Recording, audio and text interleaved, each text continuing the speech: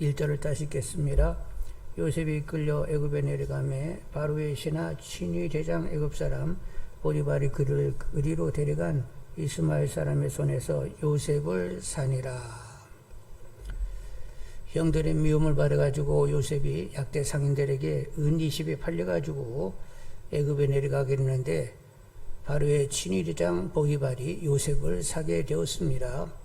그래서 이제 보디발 집에서 종살이를 하게 된 거예요. 근데 여러분, 요셉이 이제 도단에서 이렇게 이제 상인들에게 팔려가지고 애굽으로 내려오는 그 여정에 요셉이 얼마나 괴로웠는지 몰라요. 형들이 이제 자기를 팔려고 할 때 막 애걸복걸하면서 나 팔지 말라고 괴로운 심정을 토하면서 울고불고 했어요. 아이, 그랬다고요. 그래서 창세기 42장 21절을 한번 여러분 보시게 되는데, 창세기 42장 21절 한번 보세요. 창세기 42장 21절 한번 같이 읽습니다. 그들이 서로 말하되 우리가 아우의 일로 말미암아 범죄했도다. 그가 우리에게 애걸할 때에 그 마음의 괴로움을 보고도 듣지 아니하였으므로 이 괴로움이 우리에게 임하도다. 나중에 이제 양식이 없어가지고 애굽 총리를 만나게 되었어요. 근데 요셉인지도 몰라. 근데 이제 이렇게 대화 가운데 여러 가지 어떻게 그 총리가 하는지, 뭐 막내는 잘 지내느냐 막 이렇게 묻고 막 이러니까 겁이 팍 들어가지고 이거 뭐가 문제가 생기는가 보다 이렇게 하면서 그들끼리 얘기하는 것이 뭐요?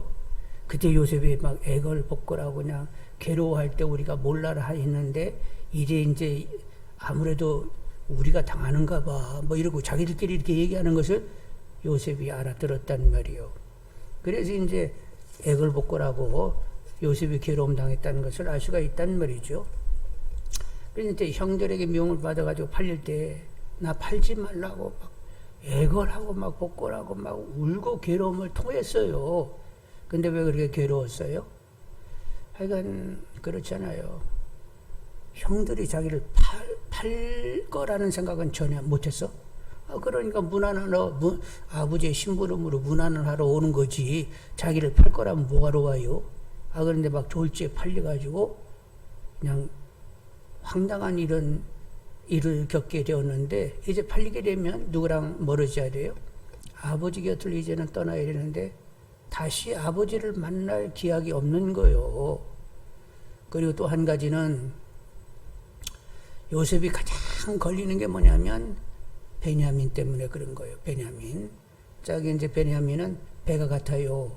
어머니 라헬이 낳은 요셉과 베냐민인데, 베냐민은 언제 낳냐면 바다나람에 있을 때 난 게 아니라 여기 이제 가나안에 들어와서 베들레헴 지경에 가까이 왔을 때에 어머니가 베냐민을 낳고는 그냥 가셨어요.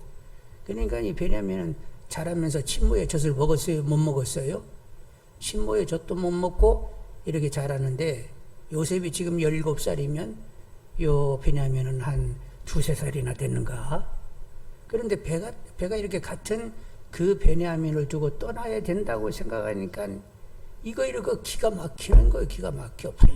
그것도 팔려가지고 어디로 갈지도 모르고 한번 떠나가게 되면 다시 돌아올 수 없는 길을 간다고 생각하니까 너무 마음이 아프고, 그래가지고 울며불며 나 팔지 말라고 괴로움을 토하게 되었단 말이요.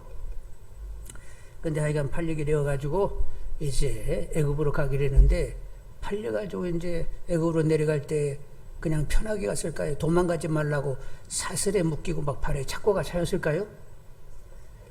시편 105편 17절로 19절에 보면 요셉이 종으로 팔렸도다. 그의 발은 착고를 차고 그의 몸은 쇠사슬에 매었으니 곧 여호와의 말씀이 응할 때까지라. 그의 말씀이 그를 단련하였도다 하면서 거기에 써놓기를 발에는 착고가 차이고 몸에는 사슬이 매어가지고 요셉이 그렇게 끌려갔다는 거요.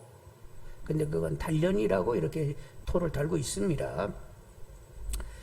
여러분이 이렇게 형들에게 미움받고 팔리고, 그리고 그냥 사슬에 묶이고 발에 착고 차이고, 돌아올 수 없는 길, 다시 아버지를 볼 수 없고, 그리고 동생 베냐민을 다시 볼 기약도 없이 이렇게 떠나가야 된다라고 하면 인생에 있어서 최악이죠.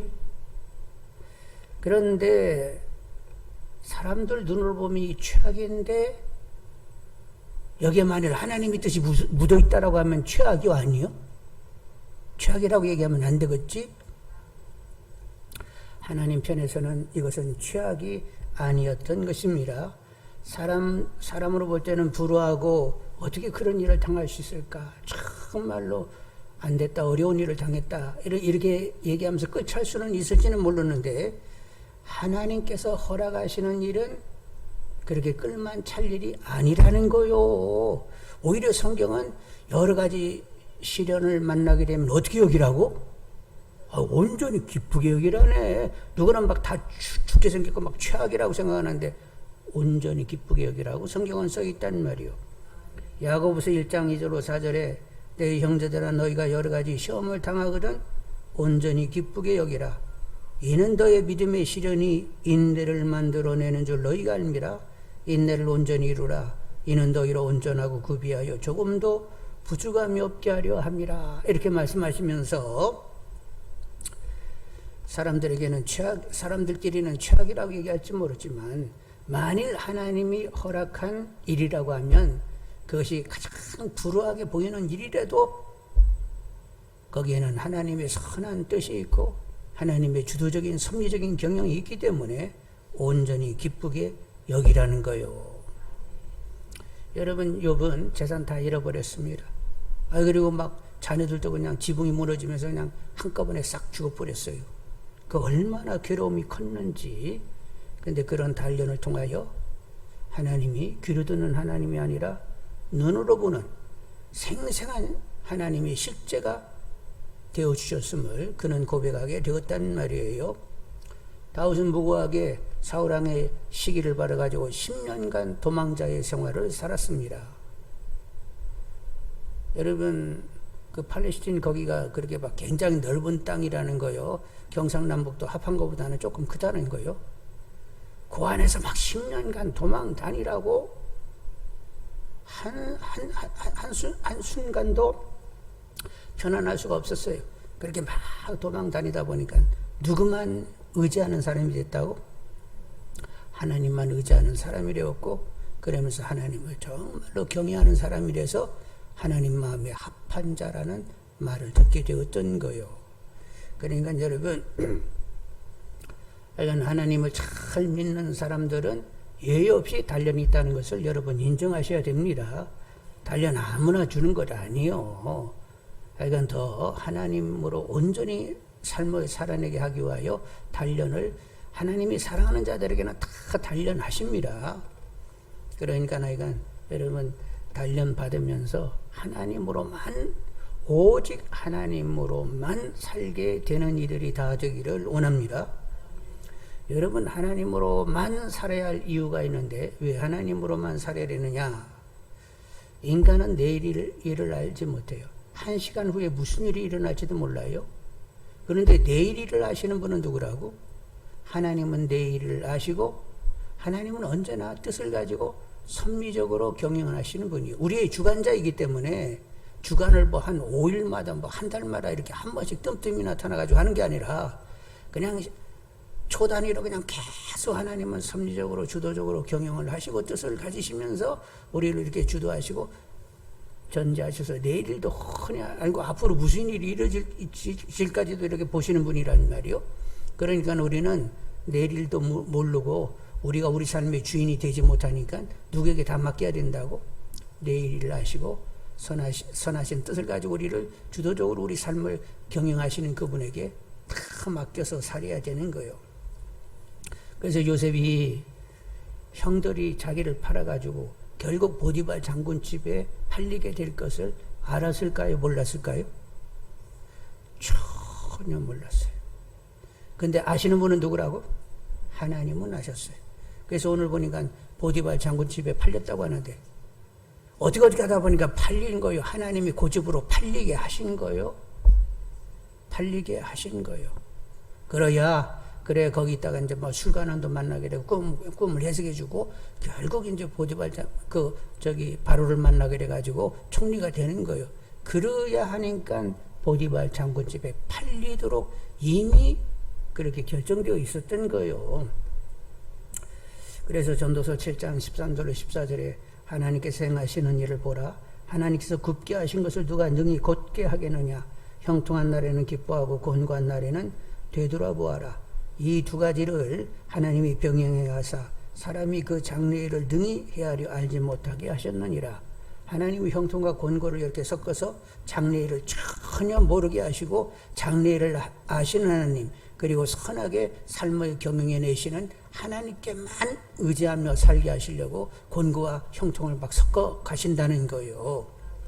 그러니까 나의 장래를 아시고 나의 삶을 선하게 섭리적으로 경영하신 하나님께 나를 깨끗이 맡겨서 하나님의 뜻이 이루어지이다 하면서 사시는 분들이 되기를 원합니다.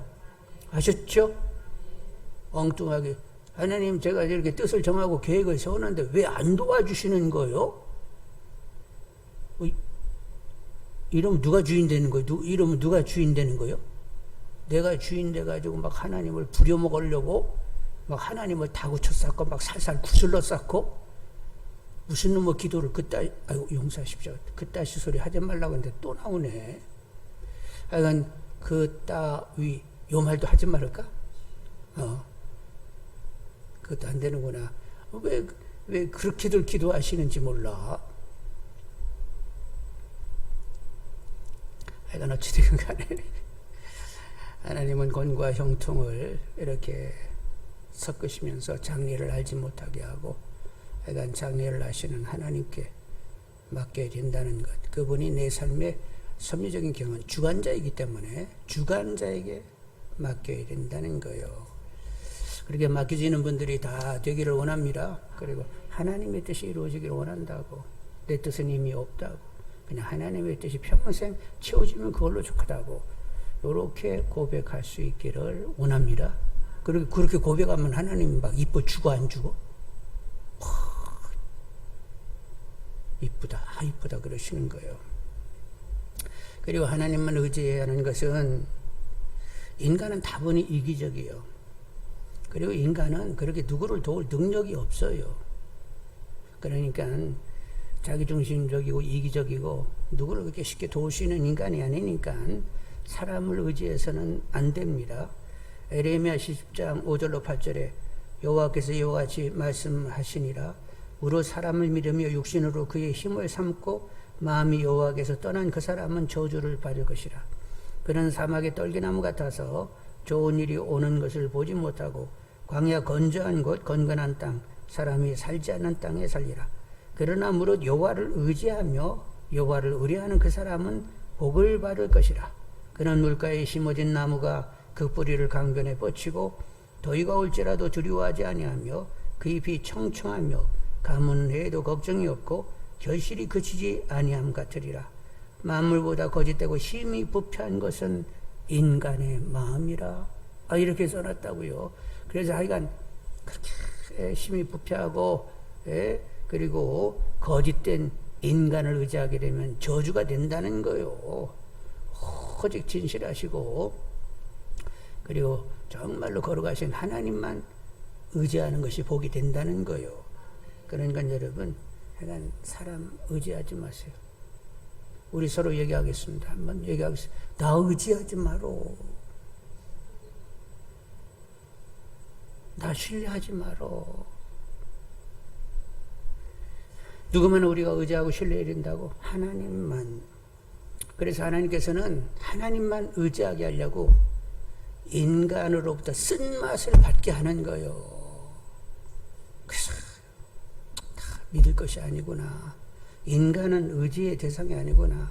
그냥 사랑을 나누면 이렇게 사랑을 나누는 대상이지 의지할 대상은 아니구나. 이게 확연해져야 된단 말이에요. 그런데 사람은 보이는 것에 더 마음이 가게 되어 있어요. 보이지 않는 하나님을 의지한다는 것은 이게 보통 일이 아니에요. 그러니까 보이지 않는 하나님을 의지를 못하니까 처음에는 믿음이 짧을 때는 보이는 사람을 자꾸 찾게 되는데, 근데 이제 인간에게 쓴맛을 계속 당하면서 그냥 보이지 않는 하나님만 믿어 이러고 이렇게 된다고요. 되게 하시는 분이 누구라고? 하나님이 그렇게 만들어 가십니다. 그리고 이제 인간을 의지하지 말라고 했으니까 자기 자신도 의지하지 말라고 또 성경은 내내 말씀하는 거예요. 잠언 3장 5절로 8절에 너는 마음을 다하여 여호와를 신뢰하고 내 명철을 의지하지 말라. 마음을 다하여 여호와를 신뢰하고 내 명철을 의지하지 말라. 너는 범사에 그를 인정하라. 그리하면 내 길을 지도하시리라. 스스로 지혜롭게 여기지 말지어다. 여호와를 경외하며 악을 떠날지어다. 이것이 내 몸에 양약이 되어 내 골수를 윤택하게 하리라.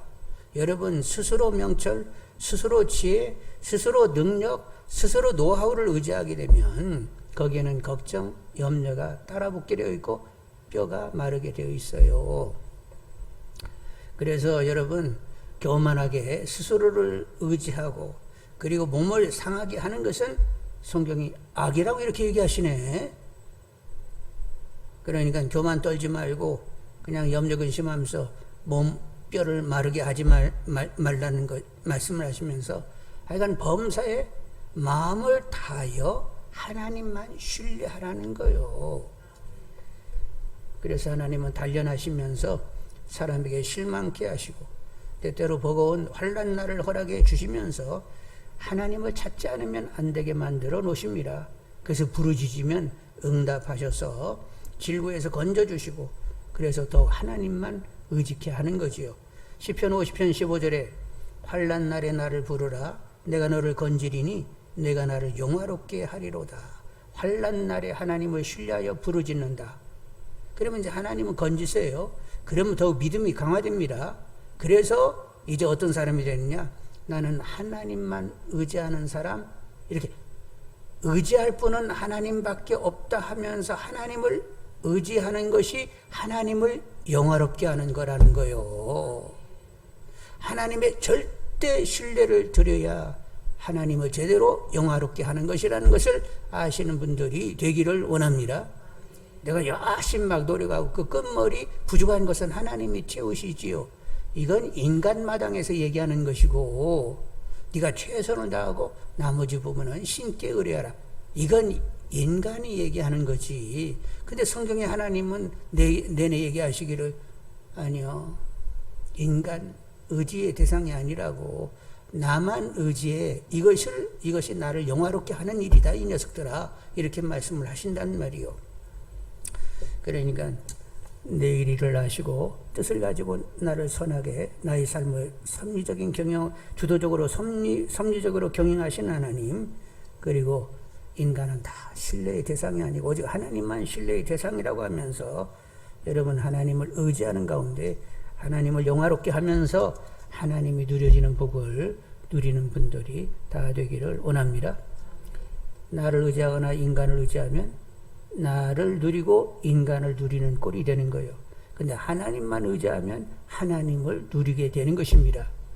하여간 여러분 알아서 하세요. 하나님만 누리며 살고 싶으면 하나님만 의지하는 분들이 되기를 원합니다.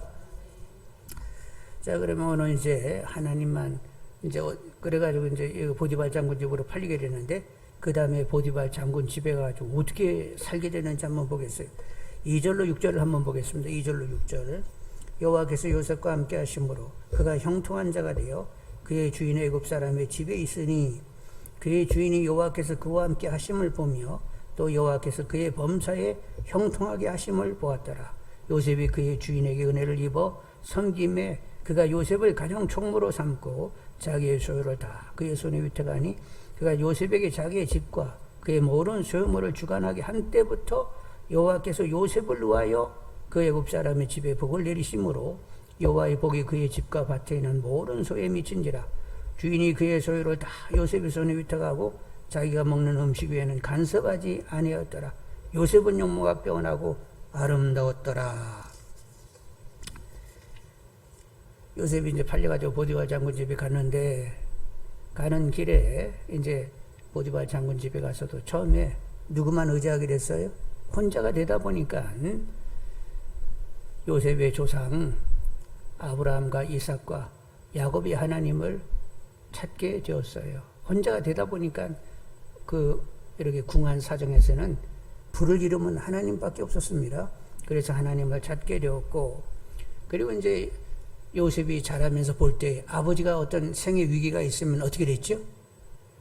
야복강가에서 막 밤새워 기도하시다든가, 야, 우리가 이렇게 위기를 당했는데 우리가 베델로 올라가자. 그러면서 그리고 이런 뭐 귀고리니 뭐니 이런 것들 다 내놔라. 우상과 관련된 것을 다 상수리님 앞에 파묻고 그리고 베델로 올라가는 그런 일들. 그러니까 생의 위기가 당하면 하나님을 아버지가 찾았기 때문에 요셉도 위기 가운데 하나님을 찾게 되었어요. 그래서 하나님 이름을 부르면서 이제 애굽에 가게 되는데, 그래서 하나님도 요셉과 함께 하시게 되었습니다.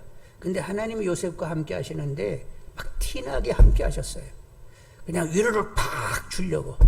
그렇게 내려올 때 막 애걸복걸하고 그냥 사슬에 묶이고 그냥 발에 차고 차이고 그냥 이렇게 끌려온 그를 완전히 이제는 해방 자유시키기 위하여 하나님이 함께 하셔도 막 티가 확 나게 함께 하셨다니까. 그래가지고 이제 요셉이 하는 일마다 다 형통하게 되니까 결국 보디발이 뭐 삼았다고? 야, 네가 가령 우리 총무 되라. 그래가지고 그냥 네가 알아서 다 해. 얼마나 신뢰되는지 다. 밥 먹는 거 이거 반찬 이거 내가 조금 이거 싫단 말이다. 요건 얘기할 테니까 나머지는 네가 다 알아서 해. 그래가지고 그냥 보디발 장군 집에 총무가 됐어요. 그래서 일체 다 그런 것을 주장하게 되었단 말이요. 그리고 하나님이 얼마나 함께 하셨는지, 하여간 티나게 함께 하셨다고 했죠. 그래서 하나님이 요셉과 함께 하는 것을 주위 사람들이 볼 수 있을 정도로 하나님이 그런 막 티나게 역사하셨다니까요. 여러분 한번 5절 보시겠어. 5절. 그가 요셉에게 자기 집과 그 모든 소유물을 주관하게 한 때부터 여호와께서 누구를 위하여? 보디발을 위하여? 요셉을 위하여? 요셉을 위하여 그 애굽 사람의 집에 복을 내리심으로 여호와의 복이 그의 집과 밭에 있는 모든 소유에 미친지라. 보디발 장군 집이 막 모든 하늘이 잘 되는데 결국은 누구 때문에 잘 됐다 이렇게 되는 거예요? 요셉 때문에 잘 돼. 요셉이 하나님이 함께 하셔가지고 이렇게 잘 되는 거야. 이렇게 보여지게 하나님이 역사를 했다니까요. 그래가지고 네가 우리 집을 다 맡아가지고 해라. 그리고 이제 요셉도 모든 그런 이렇게 형들에게 당한 그런 과거의 여러 가지 어려움도 깨끗이 가시게 됐어요. 가셨다는 것이 어떻게 알 수 있느냐? 6절 끝머리 보겠어요. 6절 끝머리. 요셉은 용모가 어떻게 되고 빼어나고 뭐 했다고? 예, 아름다웠어요. 여러분, 요셉이 이렇게 용모가 빼어나고 아름다우려고 하면 이제 근심 걱정 이런 것들은 불만스러운 것들, 어두운 것들은 깨끗이 이제 가신 거지요. 예, 가셔서 이제는 하나님으로 기뻐하고, 그리고 하나님 앞에서 활력을 가지며, 그리고 하나님 막 행사가 계속 형통하게 만들어내셔서 결국 이렇게 존귀하게 세움을 받았잖아요. 거기도 많은 종들이 있을 터인데 가장 그들을 이렇게 주장할 수 있는 총무되게 했단 말이요. 그러다 보니까 모든 근심 걱정 이런 것들, 원망 이런 불평들 깨끗이 싹 가시게 되고, 절망도 가시게 되고, 이제는 활력을 가지며 기쁨 가운데 소망 있게 되었단 말이요. 그렇게 사람이 신령한 기쁨과 활력을 가지게 되니까 이 요셉이 젊은데 막 그러니까 더 이쁘지요? 그런데 같은 20대라고 해도 막 늘 열등감에 빠져가지고 내놓는 소리마다 막 부정적인 소리나 했었고, 염려나 막 근심, 막 이렇게 어두운 얘기를 자꾸 하게 되면, 그런 사람이 이렇게 보면 영적인 사람은 저거 사단의 그늘 밑에 있잖아. 가까이 하기 좀 힘든데 기도를 좀 많이 해줘야 되겠구만 하면서 그렇게 크게 이쁘지는 않아요. 그런데 막 하나님으로 신령한 기쁨을 가지면서 하나님으로 인하여 활력을 가지며 이렇게 꿈을 가지고 소망을 가지고 있으면 육신적으로는 조금 안 생겨서도 막 그 심령을 보면 이쁘단 말이요. 하나님은 중심을 보시는 분이요, 외모를 보시는 분이요. 그러니까 요셉이 이렇게 중심도 이뻤고 또 생기기도 이렇게 본시 잘생겼는가 봐. 그래가지고 막 이중적으로 겹쳐가지고 아주 용모가 빼어나고 그냥 아름다웠어요. 그래서 여러분도 하나님의 은혜를 입어 신령한 기쁨을 가지시고 하나님 앞에 활력을 가지는 존귀한 분들이 다 되기를 원합니다. 그리고 하나님이 형통케 하심 속에서 하나님이 분명히 함께 하시는 사람이잖아, 이렇게 인정받는 분들이 다 되기를 원합니다. 목사님 같으면 뭐가 제일 인정받는 거예요? 성도님이 아무래도 목사님 그래도 하나님이 세우신 것 같아요. 이러면 나자 빠지겠지? 기절하겠지요? 아니 왜 그 성도님들이 왜 이런 얘기를 잘 안 하는지 몰라?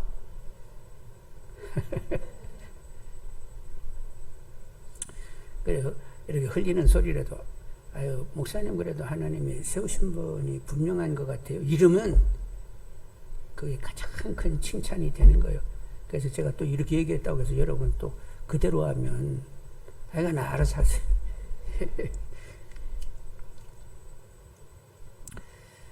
자, 이렇게 이제 근심, 걱정, 원망 이런 거 다 이제 날아가 버렸어요. 그래서 하나님이 함께 하심이 분명하기 때문에 앞으로 내 생을 어떻게 풀어내실지 이런 기대감, 소망으로 활력을 가지고 지금 지내고 있었어요. 아이, 그런데 하여간 용모가 빼어나고 너무 이뻐도 이제 또 문제가 되네. 이 보디발 장군 아내가 막 요셉을 어떻게든지 한번 해볼 생각이 있었어요. 그래서 흑심을 품고 기회 있을 때마다 눈짓을 냈단 말이요. 그런데 그럴 때마다 어떻게 답변을 했다고? 8절 9절 한번 보겠습니다. 8절하고 9절. 요셉이 거절하여 자기 주인의 아내에게 이르되 내 주인이 집안의 모든 소유를 간섭하지 아니하고 다 내 손에 위탁하였으니 이 집에는 나보다 큰 이가 없으며 주인이 아무것도 내게 금하지 아니하셔도 금한 것은 당신뿐이니 당신은 그의 아내임이라. 그런즉 그 다음에 그 다음 말씀이 뭐요?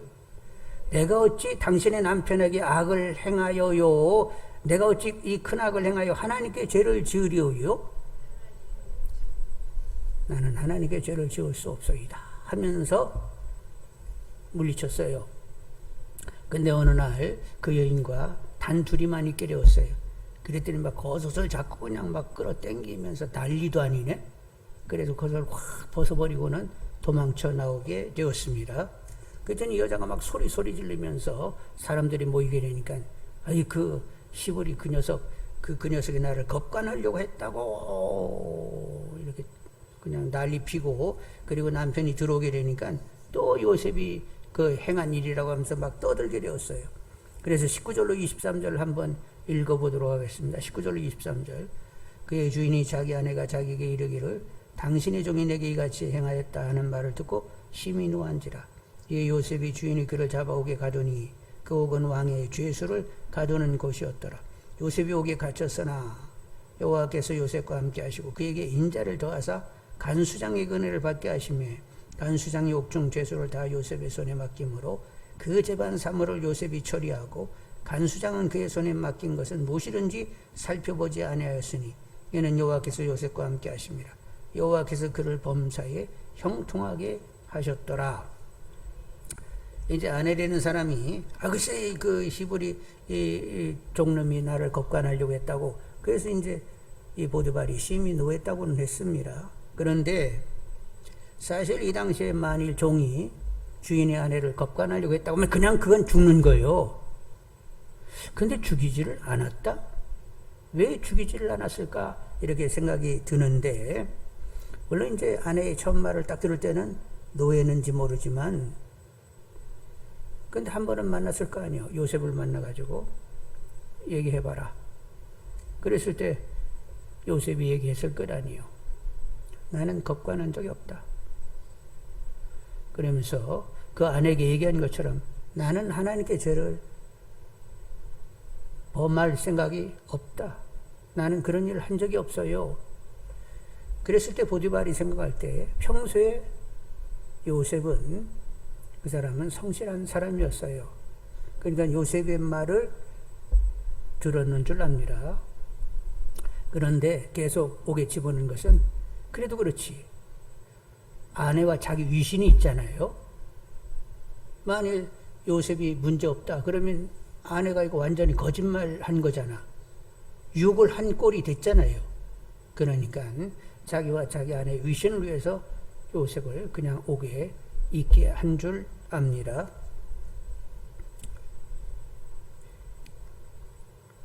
아니, 그렇다니까요. 왜 그렇다는 생각을 하게 되면, 간수장이 요셉을 감옥에 또 모든 재반 사무를 요셉이 다 관장하도록 했거든요. 근데 간수장 맘대로 할 수 있는 일이 아니에요.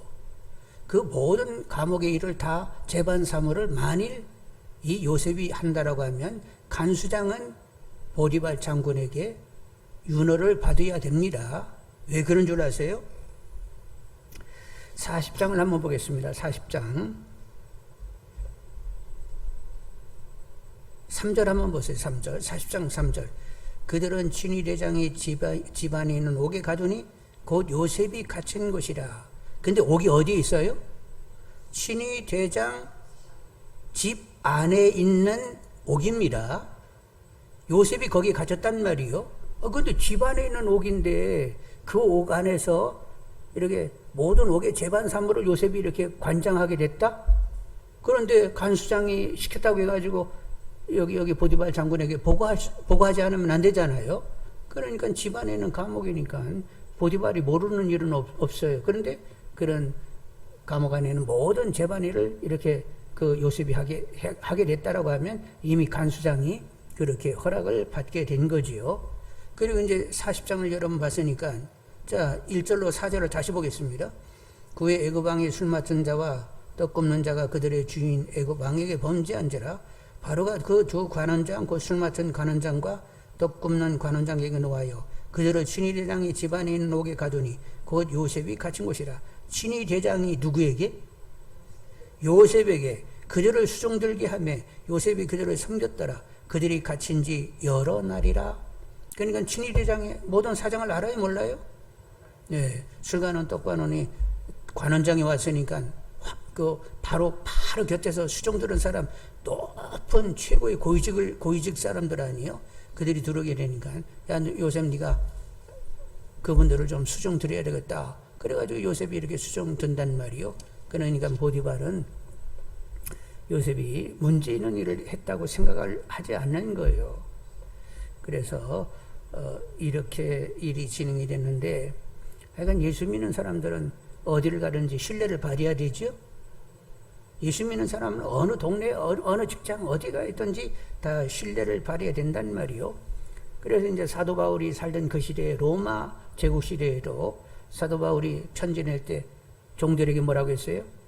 종인 그리스도인들에게 얘기하기를 너희들 상전을 대할 때 죽게 되었다고 그리고 눈가림으로 하지 마라. 그들이 보든 안 보든 너희들은 성실해야 돼. 그러면 보상이 누구한테 온다고? 네 주인한테 오는 것이 아니라 하나님께로부터 오는 거야. 이렇게 말씀을 했단 말이요. 우리가 이제 오늘날 우리들도 세상에서 이제 이렇게 그리스도인들이 직장 생활을 해야 되는데 우리는 성실해야 됩니다. 왜 그렇지? 우리가 세상의 빛이잖아. 우리가 빛인데 우리가 구리게 어둡게 진실하지 못하게 그렇게 처신하게 되면 그 사람은 예수를 제대로 믿는 것이 아니지요. 그리고 주님을 내 안에 모셨는데 주님이 그렇게 거짓되고 그냥 이렇게 불성실하고 그런 분이요? 우리는 그분의 주장함 가운데 봉사도 하는 것 아니에요. 그분의 돕는 힘으로 봉사하는 것 아니에요. 그러니까 주님을 모셨으면 어디 가 있든지 성실해야 되는 거예요. 그래서 누구의 존귀를 드러내야 돼? 주님의 존귀를 드러내야 된다는 말이에요. 예수의 향기로 삶을 살아야 된다며요. 너희들의 착한 행실로 하나님께 영광을 돌리게 해라. 너희들은 세상의 빛이다. 이런 말씀이 있잖아요. 그러니까 우리는 어디에 있든지 누가 보든 안 보든 그냥 성실하게 이렇게 일을 하면서 하여간 세상 사람들이 얘기하기를 믿을 사람들은 예수 믿는 사람밖에 없어. 이렇게 되어야 된단 말이에요. 그런데 믿는 것들도 막 똑같아. 우리보다 더하네. 이러면 안 되겠지요? 그래서 하여간 우리 안에 믿음이 제대로 들어가 있기를 원합니다. 그래서 우리들의 그 성실함으로 성실하신 하나님 이름이 높아지기를 원합니다. 자, 이제 우리 정리해야 되겠는데, 우리는 때로 최대의 위기, 삶이 있어 가장 최악의 상태에 즈음할 수 있게 되는데, 그런데 만일 그런 일이 있다라고 하면 하나님의 허락이요. 하나님의 허락 없이 있어지는 일은 없어요. 하나님의 허락이고, 하나님이 허락하실 때는 그것은 단련이면서 우리를 또 온전케 하시는 하나님의 배려요. 그래서 우리는 곤고에 있든지 형통에 있든지 범사에 감사하셔야 합니다. 나에게 있어서 있어지는 일들은 하나님의 치밀한 섭리적인 그리고 주도적인 경영 가운데 있다는 사실을 알아야 되겠어요. 하여간 내가 원하든 내가 원치 않든 내가 볼 때 이것은 하나님이 바르게 했든지 바르게 못했든지 하여간 어찌됐든 간에 하나님의 허락 가운데 모든 일은 진행이 되고 다 합력하여 선이 되게 하시면서 영화로운 자녀가 되도록 하나님은 만들어 가신다는 말이요. 여러분, 요셉이 형들이 물 없는 웅덩이에다 던져놨다. 그리고 약대 상인들에게 판다. 그래서 묶여가지고 애굽으로 끌려갔다. 그래서 보디발 장군 집에 갔다. 그리고 유혹을 받아가지고 또 감옥에 들어갔다. 근데 거기서 술가는 꿈을 이렇게 나중에는 해석해주고, 그걸로 이제 2년이 돼가지고 2년 후에 바로의 꿈을 해석해주면서 총리가 됐다. 그럼 여러분,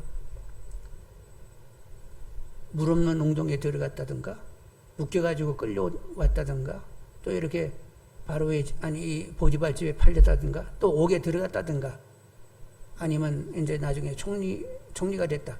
근데 모든 것이 다 하나님의 최선이었죠?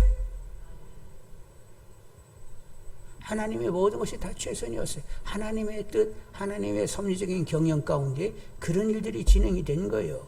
그러니까 우리는 항상 하나님을 기뻐하고 범사에 감사하면서 쉬지 말고 기도해야 되는데, 쉬지 말고 뭐라고 기도해야 된다고? 하나님의 뜻이 이루어지기를 원하나이다.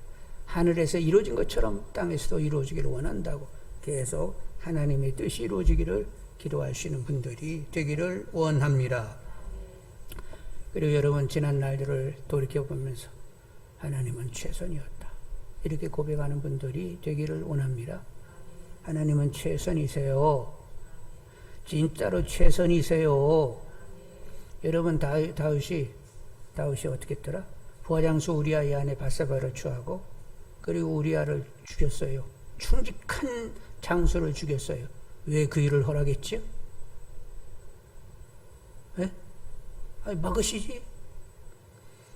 그 일을 허락하는 것은 인간이 얼마나 심히 부패한 모태로부터 죄의 덩어리로 태어나는지, 얼마나 인간의 철저한 죄성 가운데 있는지를 한번 확실하게 보게 하시려고 하나님이 허락하신 거예요. 그래서 다윗은 뭐라고 했죠? 하나님의 신이 떠나지 않기를 간절히 구하는 사람이 됐단 말이요. 그래서 우리는 이런 일 저런 일을 겪는데 다 이유가 있습니다. 왜 그 일이 있어야 되는지. 그래서 정말로 하나님을 바라보고 하나님께 바르게 반응하며 삶을 살게 하기 위해서는 좋은 일도 있지만, 이건 숨기고 싶은데 그런 일도 있게 되는 거예요. 다 그것이 합력하여 결국은 영화로운 자녀가 되는 것입니다. 그러니까 지난 날들을, 여러분 이제 통정이라는 말을 쓰는데 심리학에서는 인생 전체를 이렇게 통정해야 돼. 한꺼번에 확 이렇게 한꺼번에 이제 정리를 해야 되는데, 다 이유 있었어. 그래, 그런 날들이 있어서 오늘 내가 이렇게 하나님께 향하여 그래도 이마만큼의 전심을 가지게 됐던 거야. 다 필요했었어. 이러면서 이게 다 정리가 되면서 모든 것이 나의 날인 것은 뭐라고? 하나님의 은혜로다. 이 답이 나오도록 하나님 그렇게 우리를 다스려 주시는 거예요. 그러니까 그동안 하나님은 최선이었습니다. 한 번도 하나님은 저에게 차선은 없었습니다. 하나님은 항상 최선이었습니다. 그래서 오늘 이렇게 내가 믿음생활을 하게 되었네요. 앞으로 남은 날 동안 하나님, 저를 향한 하나님의 뜻이 채워지기를 원한다. 내 뜻은 이미 없어요. 그냥 하나님의 뜻이 채워져서 그래도 하나님의 뜻이 채워진 삶을 나는 산 거야. 다 하나님의 은혜로 다 하면서 천국의 문턱을 건너는 분들이 다 되기를 원합니다. 주위 사람들을 볼 때 당신은 하나님의 함께 하심이 분명하고 이 말이 들려지는 복된 분들이 다 되시기를 주님의 이름으로 축원드립니다.